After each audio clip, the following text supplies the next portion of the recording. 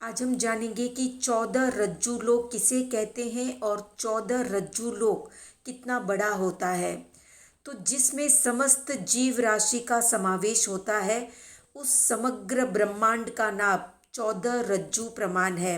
इसलिए इसे 14 रज्जू लोक कहते हैं। एक रज्जु प्रमाण यानी असंख्या द्वीप समुद्र पर्वत जिसमें समा जाए उसे एक रज्जु कहते हैं। तो हम सोच सकते हैं कि 14 रज्जु लोक कितना बड़ा होगा। एक रज्जु लोक की भी हम कल्पना नहीं कर सकते, तो 14 रज्जु लोक की कल्पना हम कर ही नहीं सकते। सर्वज्ञ तीर्थंकर भगवान ने कहा है कि अनंता अनंत सभी तरफ का आकाश चारों तरफ है। वो स्वयं अपने आधार पर है, वो अलोकाकाश है। उसमें कोई भी जीव राशि नहीं रहती। वो चारों तरफ से अनंता अनंत है। इससे उसका कोई आकार भी नहीं है। उसके मध्य में ये लोक है। समस्त जीव राशि इसी में है, यानी इसी लोक में है।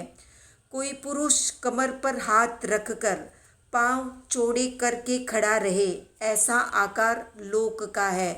लोक 6 द्रव्यों से युक्त है, जबकि अलोक में सिर्फ आकाश द्रव्य है। एक रज्जु लोक मतलब असंख्या द्वीप और समुद्र, ऐसे 14 रज्जु प्रमाण ये लोक है।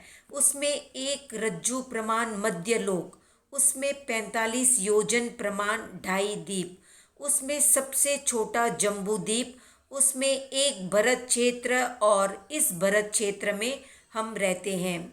अब दूसरे तरीके से विचार करते हैं कि इतना बड़ा 14 रज्जु लोक, उसमें सिर्फ 2.5 द्वीप में मनुष्य, उसमें 86 क्षेत्र के मनुष्य अकर्म भूमि के, जो कि धर्म कर्म कुछ भी नहीं समझते। बाकी के 15 क्षेत्र कर्म भूमि के, जो क्षेत्र धर्म कर्म के हैं।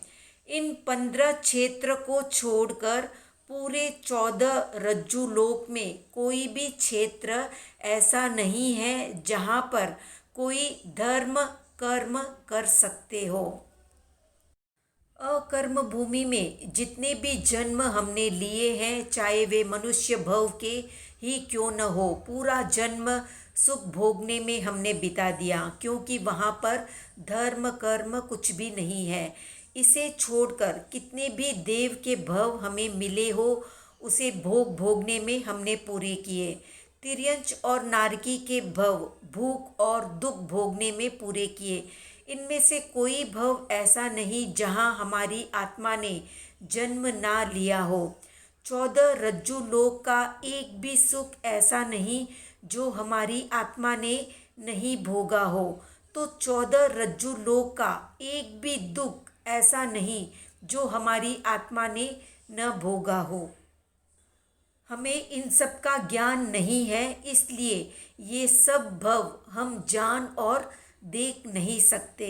कोई आकर चमत्कार करके पीछे के भव देखने की अगर हमें दृष्टि दे दे, तो पिक्चर की तरह सभी भव हमें दिख जाएंगे।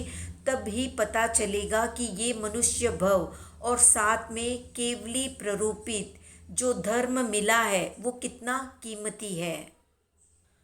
और अगर अगला भव देखें तो ही पता चलेगा कि अब कौन से और सुख भोगने बाकी रह गए हैं। तो इतने सारे भवों में दुख के आंसू इतने निकले कि इन सारे जन्मों के आंसू इकट्ठे किए जाए तो पूरा समुद्र भर जाएगा। इसमें कोई अतिशयोक्ति नहीं है, क्योंकि ये ज्ञानियों के द्वारा, तीर्थंकरों के द्वारा, केवलियों के द्वारा कहा हुआ वाक्य है। तो इस 14 रज्जु लोक का स्वरूप जानने के बाद हमें जो ये कीमती मानव जन्म मिला है, इसका एहसास हमें बिल्कुल भी नहीं भूलना चाहिए। इसलिए 16 भावनाओं में एक लोक भावना भी रखी गई है, ताकि व्यक्ति ये बात न भूले कि उसे कितना अमूल्य जन्म मिला है। उसे लोक के उस हिस्से में जन्म मिला है जहाँ वो मोक्ष की साधना करके मुक्त हो सकता है। तो ये थी 14 रज्जु से संबंधित संक्षिप्त जानकारी। आज का प्रश्न है कि सिद्ध आत्माएं लोक के किस भाग में रहती है, कमेंट में बताएं।